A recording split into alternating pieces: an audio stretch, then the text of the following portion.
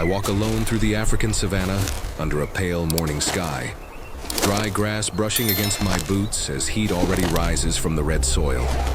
I am here to inspect fence lines and water points, doing routine patrol work that usually feels predictable and quiet. My binoculars hang against my chest.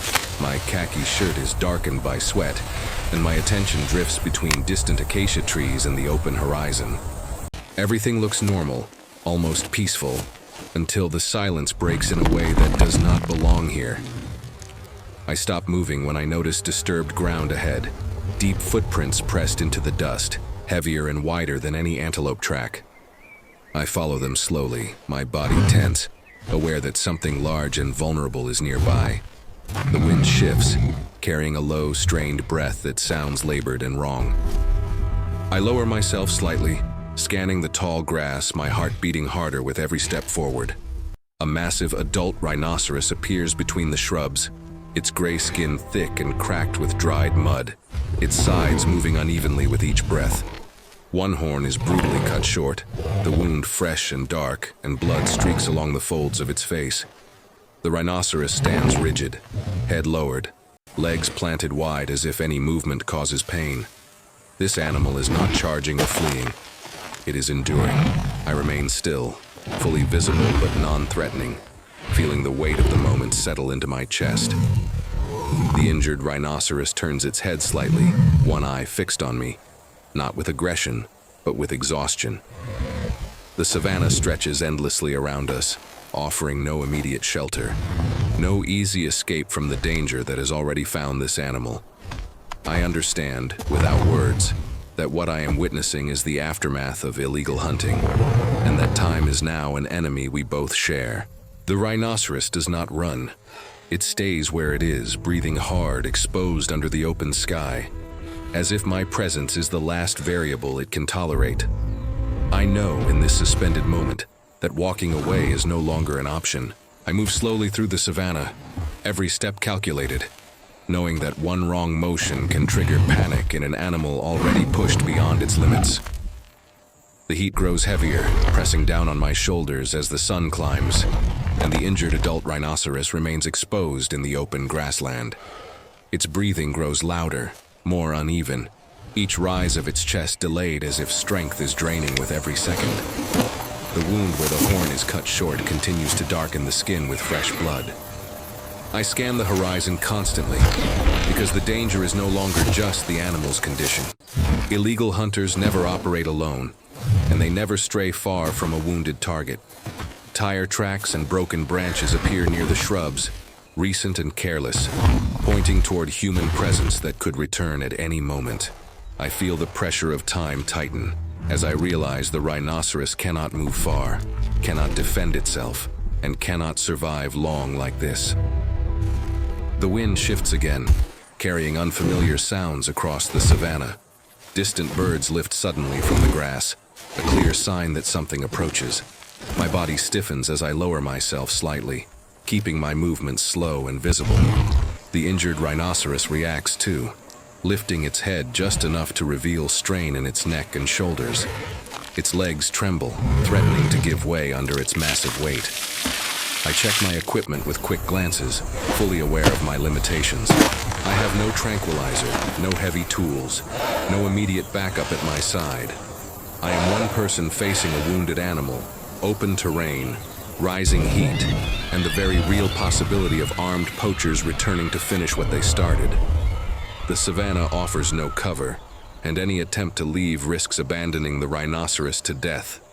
Dust swirls along the ground as the rhinoceros shifts its stance, clearly exhausted, clearly in pain. Flies gather around the wound, forcing the animal to shake its head weakly. I understand now that this situation is unstable, fragile, and accelerating toward a point of no return. If I wait too long, the decision will be made by the heat, the blood loss, or the people who caused this. I stay where I am, heart pounding, knowing that help must come fast, because the margin for error has disappeared. I make the decision without hesitation, knowing that waiting any longer will cost this animal its life. I raise my radio slowly, keeping my body angled sideways so I do not appear threatening to the injured adult rhinoceros. My thumb presses the transmission button, and although no human voice is heard in this world, my urgency is visible in every movement. I describe the situation through action. The bleeding horn, the exhaustion, the open savanna, the clear signs of illegal poaching. Help must mobilize now.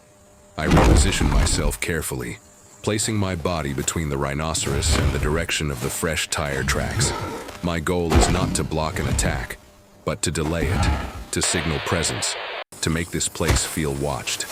The rhinoceros shifts again, dust rising around its legs, and I step closer than before, still at a safe distance, using slow arm movements to keep the animal calm and aware of me without forcing it to move. Minutes stretch unnaturally long as the sun beats down. I tear open a small emergency kit from my belt, not to treat the wound directly, but to prepare for collapse. I clear sharp stones from the ground nearby, creating a safer space if the rhinoceros falls. Every action is deliberate, practical, and restrained, because panic here would be fatal. At last, movement appears on the horizon. A conservation vehicle approaches slowly, raising a controlled trail of dust. I remain in place, signaling with my arms, guiding them toward the safest angle. Trained professionals step out, their body language calm and precise. Specialized equipment becomes visible. Tranquilizer rifle, medical packs, protective gear. The moment shifts from isolation to coordination. I step back as the team takes over, watching closely as they assess the injured rhinoceros, measuring distance, wind, and timing. One clean intervention is prepared. No rush, no wasted motion. When the tranquilizer is deployed, the animal does not panic. Its legs finally give way gently, guided by careful planning and teamwork. The ground absorbs its weight instead of breaking it. I stand nearby, breathing hard, dust on my face, knowing that the most dangerous phase has begun, but also knowing that this is the turning point where survival becomes possible. I stay close but out of the way, as the real danger reveals itself, not loud or sudden, but silent and medical. The injured adult rhinoceros lies on its side in the open African savanna, its massive body completely dependent on precision and timing. The cut horn from illegal poaching is now fully visible, the wound swollen and unstable. Every breath matters. Too shallow and oxygen fails. Too deep and internal pressure rises. I watch the chest carefully, knowing this phase decides everything. The wildlife professionals move fast but never rush. One adjusts the position of the rhinoceros's head, lifting it just enough to keep the airway clear.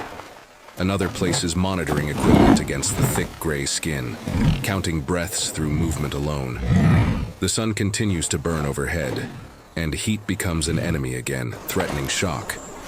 I grab shade cloth from the vehicle and stretch it over the animal's body, anchoring it against the wind. Suddenly, the rhinoceros's breathing falters. The chest pauses longer than it should. Dust hangs in the air as tension spikes instantly. I freeze, afraid that one wrong step could worsen the collapse. The team reacts with practiced urgency, repositioning the head, adjusting body angle, pressing hands firmly but carefully against the ground to stabilize the massive frame. This is the moment where rescue fails or succeeds. Blood begins to seep again from the horn wound. Not spraying, not graphic, but enough to signal danger. Medical supplies come out immediately. The wound is cleaned, packed, and compressed with deliberate pressure. I assist where directed, holding equipment steady, my hands shaking but controlled. The rhinoceros remains unconscious, balanced on the edge between survival and loss. Seconds stretch endlessly. Then the chest rises again, a slow, strong breath. Another follows.